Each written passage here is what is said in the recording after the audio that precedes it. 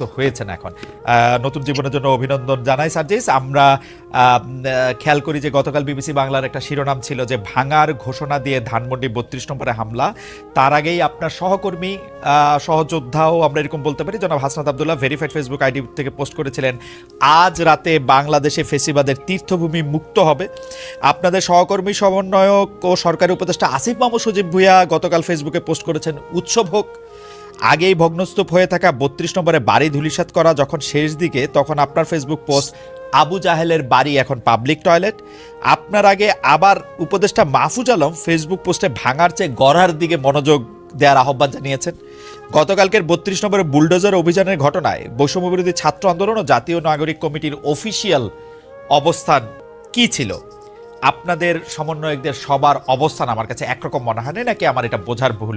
আপনি যদি একটু আমাকে পরিষ্কার করেন। যে যেমন আপনি আসার আগে আমি একটু সামারাইজ করি, জনাব রেজাল করিম রনি বলেছেন যে এইটা আরো আগেই ভাঙা দরকার ছিল, এটা ৫ আগস্ট এটা ভাঙা দরকার ছিল, গতকাল এটা অনেক দেরি হয়ে গিয়েছে। এটা ছিল মোটামুটি উনার সার্বিক অবস্থান। উনি নিশ্চয়ই আবারও পরে বলবেন। জনাব সার্জিস আলম, আপনার কাছে একটু জানতে চাই। জন্য আমাদের জন্য আসলে দোয়া করবেন আপনারা।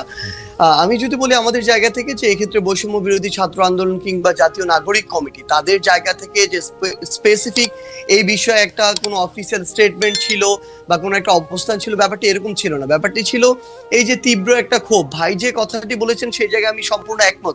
এই বিষয়গুলো শুধু এটা নয়, আরো এরকম অনেক তীর্থভূমি রয়েছে আসলে, যেগুলো যে চূড়ান্ত যে আমাদের এই পুরো বাংলাদেশের মানুষের যে ক্ষোভ বা এই বহিঃপ্রকাশ, এটা আসলে ৫ই অগস্ট কিংবা ৬ আগস্ট ওই সময়ে হওয়ার কথা ছিল, হওয়া উচিত ছিল। এটা আসলে অনেক দেরি হয়ে গিয়েছে।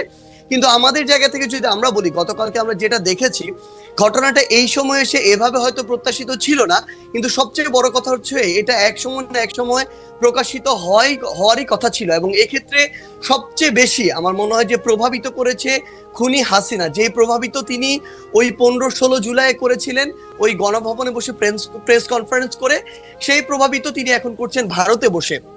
তিনি যখন এখনো তার জায়গা থেকে এমন টোনে কথা বলেন যে এই টোনে তিনি কথা বলেছিলেন ওই জুলাইয়ের আগে, তিনি যখন এখনো তার ভিতরে বিন্দুমাত্র কোনো অনুসূচনা দেখা যায় না, কিংবা তার যে কথা বা এই যে এতগুলো খুন করেছে সেগুলোর জন্য যে দায় নেওয়ার যে বিন্দুমাত্র মানসিকতা, সেটুকে বিন্দুমাত্র অ্যাড্রেস না করে বরং যারা এই অভ্যুত্থানের সাথে সরাসরি সম্পৃক্ত তাদেরকে প্রত্যক্ষ এবং পরোক্ষভাবে বিভিন্ন রকম আবার ওই ট্যাগ দিয়ে যখন উপস্থাপন করার চেষ্টাটা করা হয়, এই যে এতগুলো মানুষকে খুন করা হয়েছে তার নির্দেশে, সেগুলোর জন্য বিন্দুমাত্র তার জায়গা থেকে সহানুভূতি না দেখিয়ে বরং তার ওই পূর্বের ইতিহাস দিয়ে যে সিম্পেথি নেয়ার যে তার একটি প্রক্রিয়া সবসময় তার ভিতরে দেখা গিয়েছে, সেটা যখন তিনি আবারও করেন তখন মানুষের ভিতরে একটা ক্ষোভ তৈরি হয়।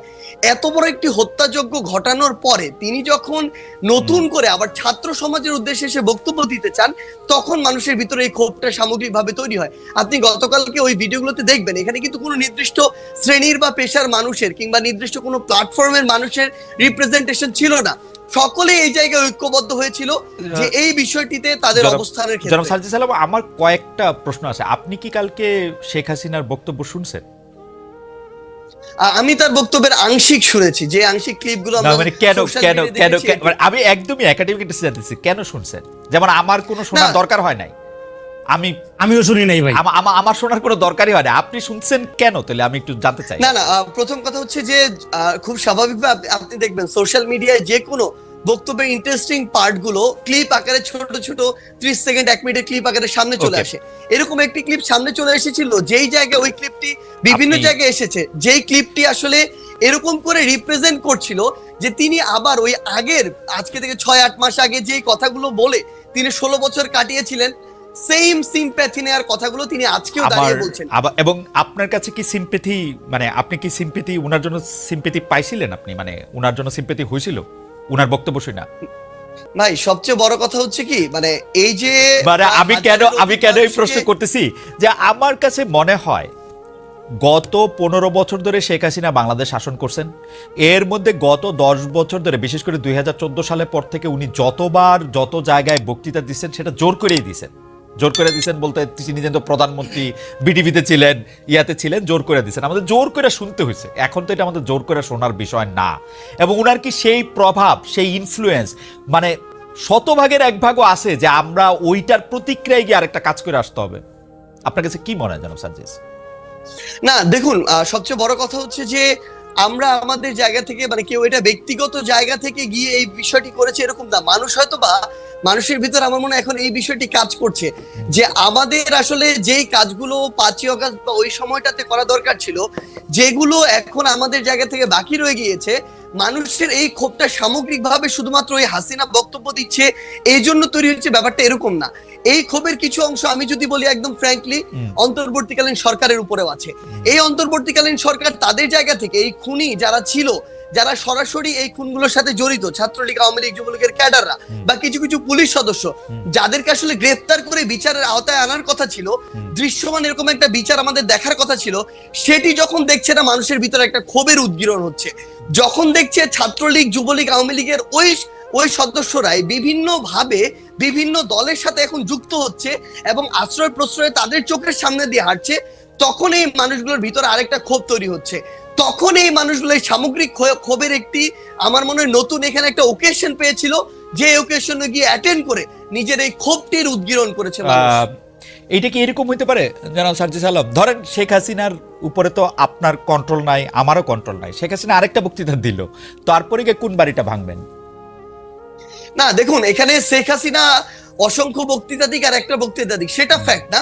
তবে মানুষের ভিতরে এই যে ক্ষোভ, যেই ক্ষোভটা আসলে মানুষের একটা ভিতরে 5ই অগাস্টের পরে, যে কথাটি গতকালকে আমরা দেখলাম যে আমাদের উপদেষ্টা মাহফুজ ভাই যিনি রয়েছে তিনি বলেছিলেন যে মানুষ ভাঙাটা এক পাশে রেখে গড়ার দিকে মনোযোগ দিচ্ছিলেন, কিন্তু মানুষ যখন দেখছিলেন তার যেটুকু ন্যূনতম চাওয়া, ওই চাওয়াটুকু বিচারের ক্ষেত্রে হোক বা অন্যান্য পলিটিক্যাল স্পেয়ারে হোক, যেটা মানুষ এক্সপেক্ট করে, ওইটুকু যখন প্রত্যাশিত অনুযায়ী পাচ্ছে না, তখন মানুষের এই ক্ষোভের উদ্গীরণটা বিভিন্ন কারণে হচ্ছে এবং ঘটছে। এবং সবচেয়ে গুরুত্বপূর্ণ বিষয় হচ্ছে শেখ হাসিনা আগামীতে, আমি ধরে নিচ্ছি 1 মাস পর কোনো বক্তব্য দিলেনও না, কিন্তু আজকে থেকে 2, 3, 4 মাস পরে আমরা যদি এই দৃশ্যমান শহীদ পরিবারের কিংবা যারা আমাদের আহত যোদ্ধারা রয়েছেন তাদের এই রক্তের বিচারগুলো দৃশ্যমান না দেখি, দেখবেন শেখ হাসিনার বক্তব্য দেয়া লাগবে না, আমরা শহীদ পরিবার কিংবা আহতদেরকে সাথে নিয়ে হয়তোবা এরকম রাস্তায় আমাদেরকে নেমে যেতে হবে এরকম একটা দৃশ্যমান বিচারের জন্য।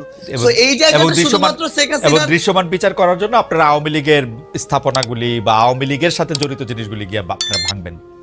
এটা আওয়ামী লীগ না। সবচেয়ে বড় কথা হচ্ছে কি, দেখেন আওয়ামী লীগ বলে এমন কিছু এখানে বিষয়কে নিয়ে আসা হচ্ছে। আওয়ামী লীগের সবাই, আমরা যে স্পষ্ট করে বলি, আওয়ামী লীগের যে মানুষগুলো এই বিষয়গুলোর সাথে জড়িত ছিল, হত্যাযজ্ঞের সাথে, খুনের সাথে, ফ্যাসিজমের সাথে, স্বৈরাচারের সাথে, এবং তারা যেগুলোকে সিম্বল, এক প্রকার উপাসনালয় হিসেবে তৈরি করে সিম্বলাইজ করে এতদিনের রাজনীতিটা করেছে, মানুষের ক্ষোভ ওই জায়গায়। বাংলাদেশে আমি ধরে নিচ্ছি 20% মানুষ আওয়ামী লীগের সমর্থক ছিল, কই বাকি বাড়িগুলোতে তো গিয়ে হামলা করা হয়নি, ওই সমর্থকদের বাড়িতে গিয়ে কিন্তু হামলা করা হয়নি, কিন্তু এই ধানমন্ডি 32, ওই গণভবন কিংবা এই যে বিভিন্ন ভবনগুলোকে কেন্দ্র করে পুরো একটা উপাসনালয় হিসেবে প্রেজেন্ট করে এই যে রাজনীতি করা হয়েছে, মানুষের ক্ষোভটা ওই জায়গায়।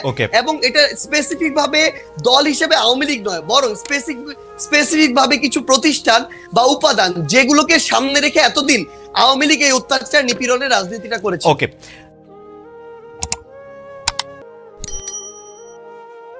হযরত মুহাম্মদ সাল্লাল্লাহু আলাইহি ওয়াসাল্লাম এর জীবন ছিল মানবতার জন্য একটি আদর্শ, এবং তিনি আমাদের দেখিয়েছেন কিভাবে সৎ, সহানুভূতিশীল এবং আল্লাহর আনুগত্যে পূর্ণ জীবন যাপন করতে হয়।